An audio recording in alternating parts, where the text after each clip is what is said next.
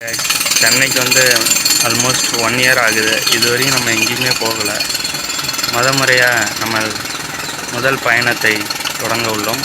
நாள் வரை வேலை விட்டா வீடு, வீடு விட்டா வேலை இருந்தோம். இப்போ தான் எக்ஸ்ப்ளோர் பண்ண டைம் கிடச்சிருக்கு. இனிமேட்டு ரெகுலராக எக்ஸ்ப்ளோர் பண்ணுவோம். சரின்னு மெரினாவுக்கு போகலான்னு பார்த்தா சென்னை வேறு நமக்கு புதுசு, வழி வேறு தெரியாது. சரி அப்படின்ட்டு எலக்ட்ரிக் ட்ரெயினில் ஏறியாச்சு.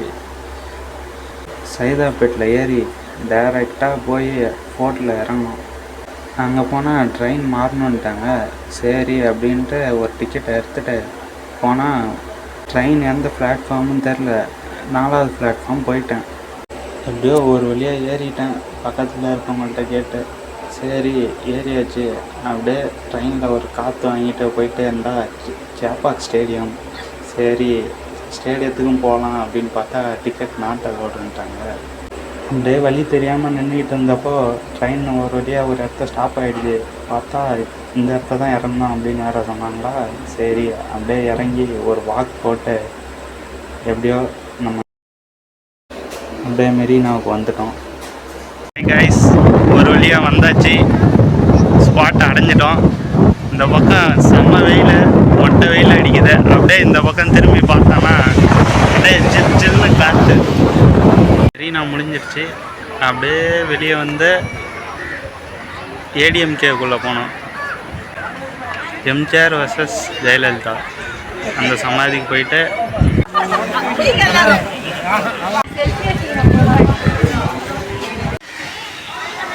அதுக்கப்புறம் அப்படியே டிஎம்கே உள்ள வந்தோம். அண்ணா vs கலைஞர்.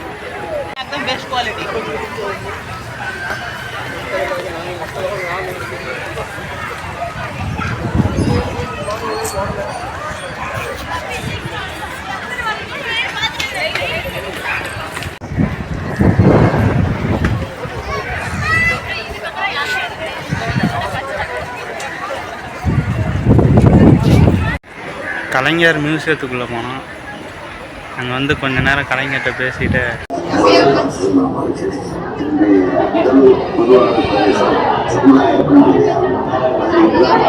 உள்ளே போனால் ட்ரெயின் ஷோ இருக்குன்னு நான் ட்ரெயின் ஷோவுக்கு போகலான்னு பார்த்தா டிக்கெட் வேணுமா. சரி அப்படின்ட்டு டிக்கெட் வாங்கிட்டு வெயிட் பண்ணிட்டு இருக்கேன். 5:15 தான் டிக்கெட்டு கிடச்சிருக்கு.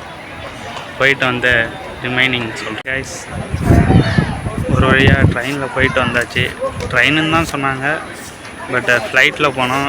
நீர்மூழ்கி கப்பலில் போனோம். ட்ரெயினில் போகிறப்ப தான் 2 ஃப்ளாக் வந்து மூஞ்சிலே ஒரு பஞ்ச் பண்ணிருச்சு. அதான் கொஞ்சம் வலிக்குது லைட்டாக. ஒரு வழியாக ஈவினிங் ஆகிடுச்சு. திரும்ப ஒரு ரவுண்டு பீச்சுக்கு போகலான்னு ஆசையாக தான் இருக்குது.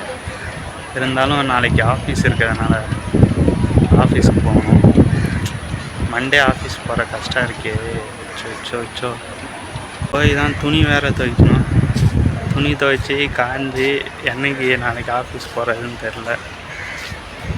வீடியோ பிடிச்சிருந்தா லைக் பண்ணுங்கள், ஷேர் பண்ணுங்கள், சப்ஸ்கிரைப் பண்ணுங்கள். மீண்டும் அடுத்த பயணத்தில் புதிய இடத்தில் சந்திப்போம். நன்றி.